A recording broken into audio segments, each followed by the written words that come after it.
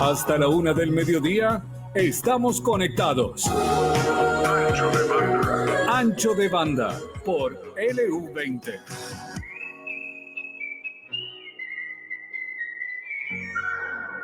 Bueno, siempre me sorprende, cada vez que tenemos una entrevista, cómo Poppy encuentra un tema para todo y relacionado con todo lo que podamos llegar a hablar.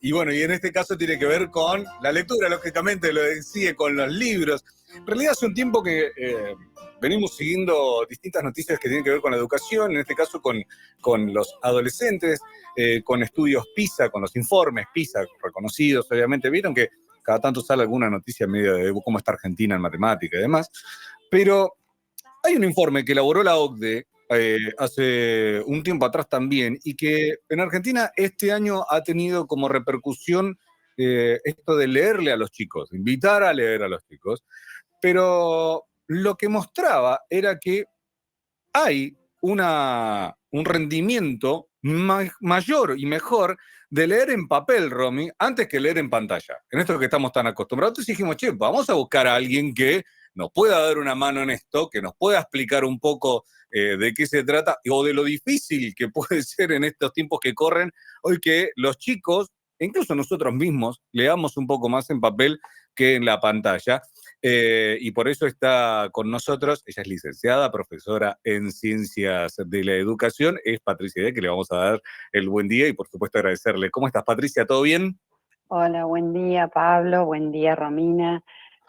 Sí, todo bien, un placer estar esta mañana compartiendo. Bueno, primero que nada, gracias por levantarte un sábado temprano a la mañana, sí, para atendernos a nosotros. Uno se puede levantar para hacer un montón de cosas, pero para echarle algo a la radio es bastante más complicado. Y la veía Patricia que se reía cuando escuchaba también el tema elegido por Poppy para arrancar.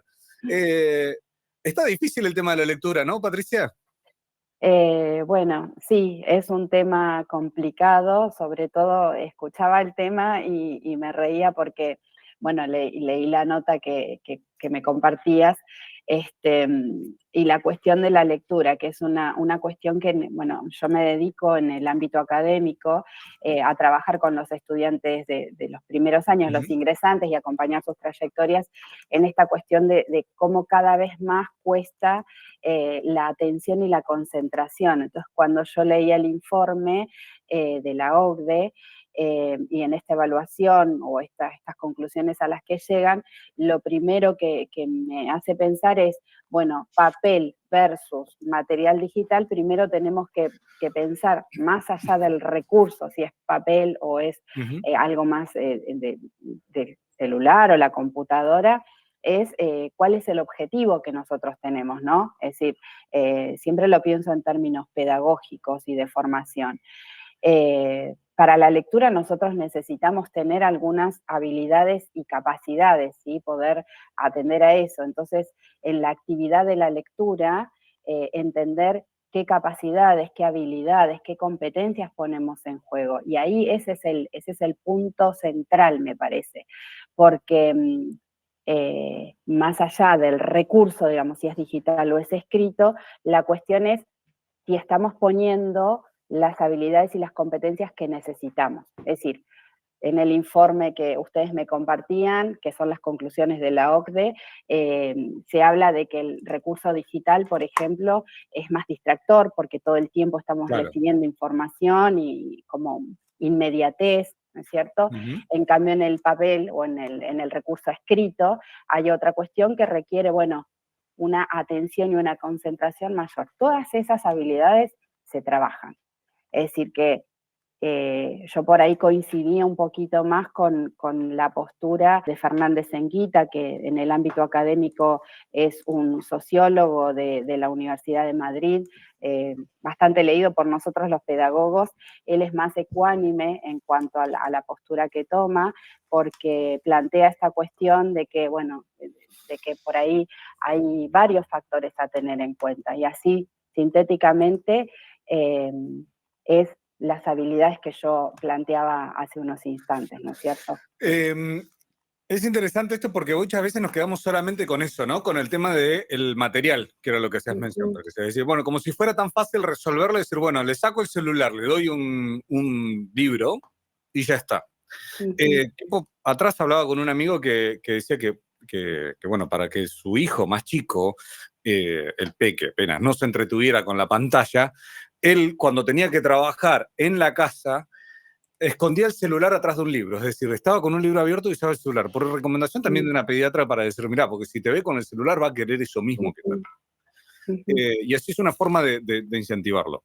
Pero nos pasa también a nosotros, que no somos nativos digitales, es un término que acuñaron los pedagogos hace mucho ya, que somos inmigrantes, que también nos cuesta leer el libro, en papel, porque nos cuesta desconectarnos también. O sea, se menciona esto de que es distractor, pero en términos de de la actualidad en la que vivimos, todo el tiempo un mensajito de WhatsApp te saca de... Y hacer el proceso de ponernos a leer, a prestar atención pura y exclusivamente en el libro, también es complicado. Pero se trabaja, se puede trabajar, que es lo que Ajá. yo trabajo en el aula con mis estudiantes de la universidad. A ellos les cuesta mucho, porque vos hacías mención a esto de término de nativos digitales, les cuesta mucho porque crecieron básicamente Claro. y bueno, tuvimos en medio una pandemia que nos obligó a estar virtuales todo el tiempo y por lo tanto a acceder a recursos virtuales que quizás antes no habíamos prestado tanta atención. Entonces, con mis estudiantes de los últimos años, sobre todo, me doy cuenta que esto es una habilidad que se puede trabajar. En la universidad nosotros tenemos que leer mucho texto, mucho. Total. Es aburrido, bueno, pero entonces yo les hago esta relación, tomo en cuenta lo de tu amigo, hago esta relación que también cuando un niño entra al jardín de infantes por primera vez, ¿no? ¿Qué hace? Recorre el aula, mira, busca, saca, va a las mesitas, abre la canilla, saca los juguetes, es decir, recorre el espacio que tiene. Bueno, lo mismo sucede con la lectura de un texto. Cuando nosotros tenemos un texto, que en la universidad son de muchas hojas, yo les digo, mírenlo, primero, recórranlo, vean si tienen subtítulos, cuadros, esquemas, ¿sí? Entonces después vean las palabras claves. Todo eso, aunque parezca una pavada, hace a que, bueno, esto es el material que yo tengo que estudiar. Y a partir de ahí, bueno, nosotros hablamos de 3 niveles de lectura, como la lectura previa, la prelectura, lectura más analítica, que es como de prestar más atención. La lectura previa es rápido, ¿no? Una lectura fugaz. Más analítica y después la poslectura. En esa poslectura yo ya empiezo a tomar apuntes o a utilizar algunas técnicas de estudio que también se enseñan para poder concentrar. Todo eso que yo fui explicando así pasito a pasito son técnicas que facilitan la concentración, la atención que los recursos digitales por ahí nos distraen, ¿no es cierto? Y también una cosa fundamental que todo el tiempo trabajamos es, si estamos estudiando o pretendemos leer, apagamos todas las notificaciones. A ver, vuelvo. No sé si es tanto digital versus papel. Sí pienso en lo que dije al principio, las habilidades, las capacidades que yo tengo que poner cuando me siento a leer. Entonces, cierro todas las notificaciones, apago los ringtones del celular. Si es algo urgente, me van a llamar. Es decir, no me van a mandar un mensaje. Si es algo urgente, me van a llamar. Claro. Son cosas básicas que vos tenés que tener en cuenta para poder justamente lograr la atención que requiere o implica la lectura de un texto. Dentro de la campaña nacional de la alfabetización, obviamente, y lo que mencionábamos también de Argentinos por la Educación, esto, que entiendan lo que lean, es el hashtag que hace poco se ha hecho también, y que se le puede leer cualquier cosa, digamos. Y creo que ahí radica también en estos términos de lo que nos llama la atención y lo que nos engancha. Digo, yo leo mucho también a través de la pantalla, pero me cuesta engancharme con un libro. Hasta que cuando me engancho con un libro, lo devoro. Y creo que no es una problemática de los chicos en ese sentido, digamos. Es que a veces no nos tomamos el tiempo también, ¿no, Patricia? Porque digo, nos pasa esto que no nos desconectamos nunca. Entonces tenemos que estar todo el tiempo online y esto que vos decís, bueno, si hay un problema, que me llamen. Exacto, exacto.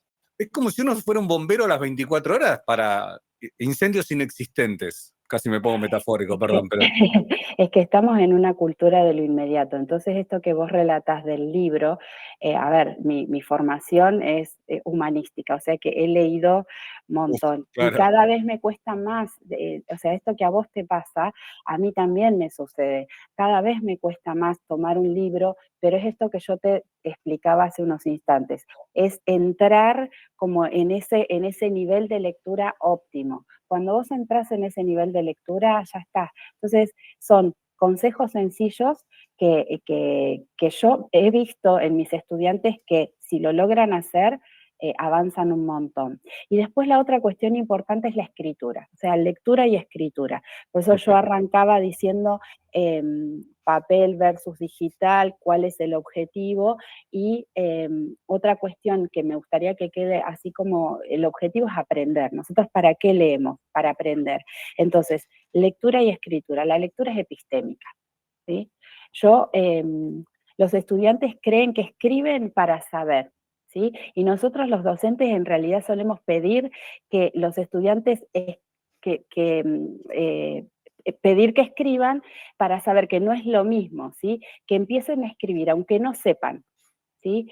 Porque, bueno, hay un autor que dice que la escritura, que uno escribe en el límite del saber. Entonces, yo cuando empiezo a escribir, me doy cuenta de más cosas porque empiezo a elaborar una Ujú. respuesta, entonces me voy dando cuenta de más cosas y voy poniendo sobre el tapete qué es lo que me falta, pudiendo ejemplificar, que son todas las capacidades que tenemos, ejemplificar, explicar, inferir, resumir, son todas competencias o capacidades que se van desarrollando. Entonces, lectura y escritura. Yo esto lo trabajo todo el tiempo, es el secreto para aprender. ¿Nosotros para qué leemos? Para aprender.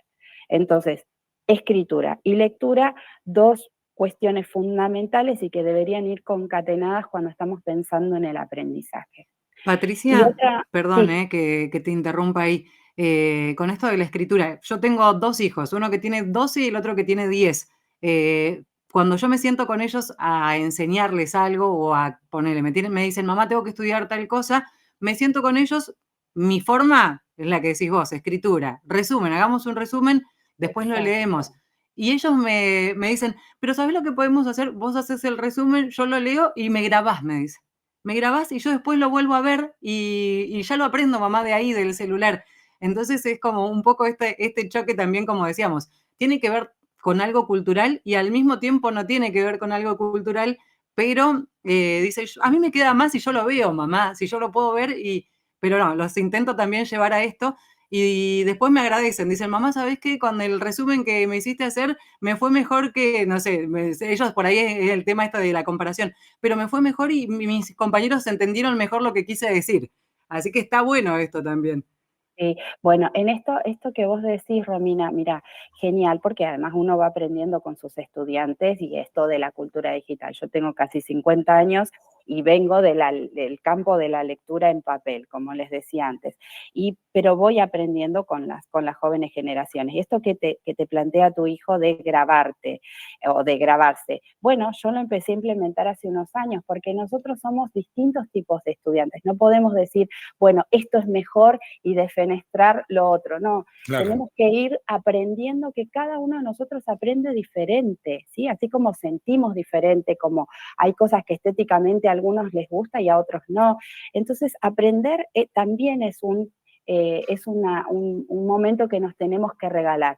Y yo les digo a los estudiantes, fíjense con qué se sienten cómodos. Hay algunos estudiantes que aprenden más desde lo visual, un esquema, un mapa, palabras claves.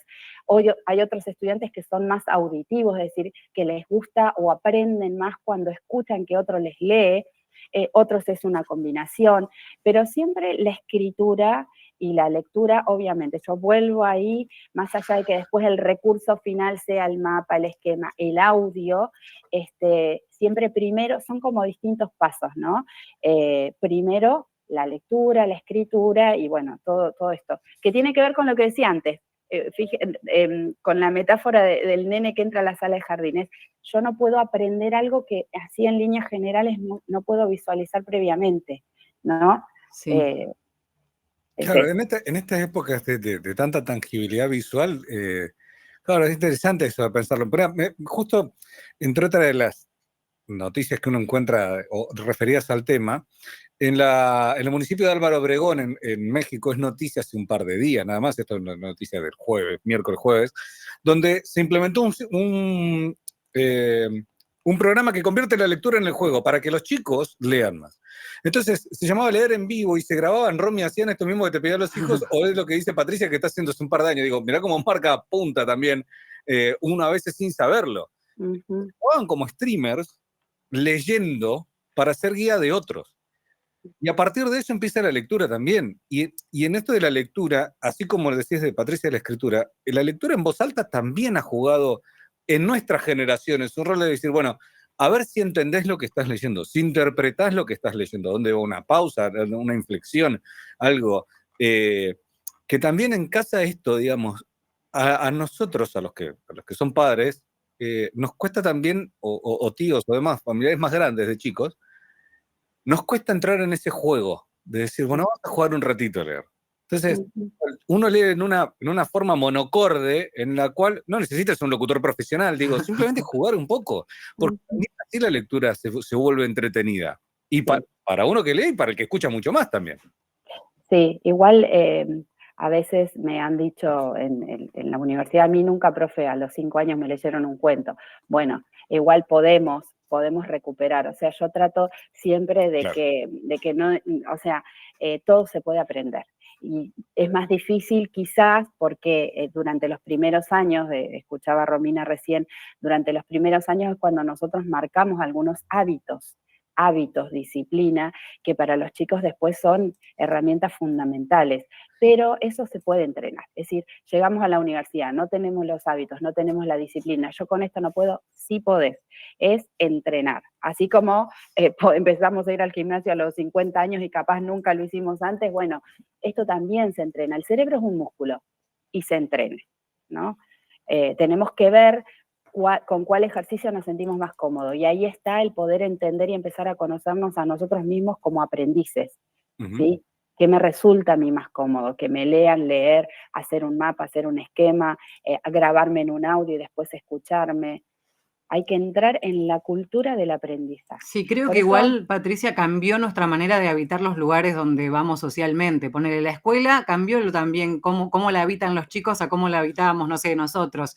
Yo llego al trabajo y lo primero que hago ahora es sacar una computadora, no saco ya un papel o un libro para sentarme al trabajo. Entonces, creo que también el entorno en el que habitamos también cambió la forma en la que nos posicionamos nosotros ante eso, ¿no? sí, la escuela tiene todo un desafío ahí, la verdad, grande, grande, porque en estos medios, la vez pasada hablábamos del uso de los celulares con alguno de ahí de la radio igual, y la escuela la verdad es que tiene un gran desafío. Claro. Por eso yo digo, no es defenestrar los medios digitales, es cómo usamos esos recursos. Si estamos con el celular en el aula, cómo usamos el recurso, porque podemos igual lograr una atención de los estudiantes, pero con una temática bien dirigida, con una consigna clara y en un tiempo, ¿sí? Porque eso también marca, es decir, no es no a los celulares, no a lo digital, nos distrae, no, no, nada es tan ideal y nada es tan terrible, es cuestión de mediar ahí el recurso, mediar pedagógicamente, lo digo así parece, ay, re sencillo, claro, vos porque no estás con 35 No, en no, el claro, aula. lleva un lío y es un proceso, pero bueno, hay que en algún punto empezar a hacerlo también. Y bueno, y Sí. queríamos abrirle esta puerta también y charlarlo y escucharte, Patricia, y compartir también tu propia experiencia con esto. Y son peleas que uno siempre debe dar y no debe bajar nunca los Sí. brazos. Así Y que, te aseguro, porque hace muchos años que vengo acompañando estudiantes en la universidad de distintos contextos, que también era algo que señalaba el informe de la OCDE, de distintos contextos donde quizás en las familias había cultura de lectura en libros y otros contextos en los que no. Te aseguro que trabajando el hábito se logra, se puede avanzar. Patricia, millón de gracias por tu tiempo. Bueno, no, gracias a ustedes.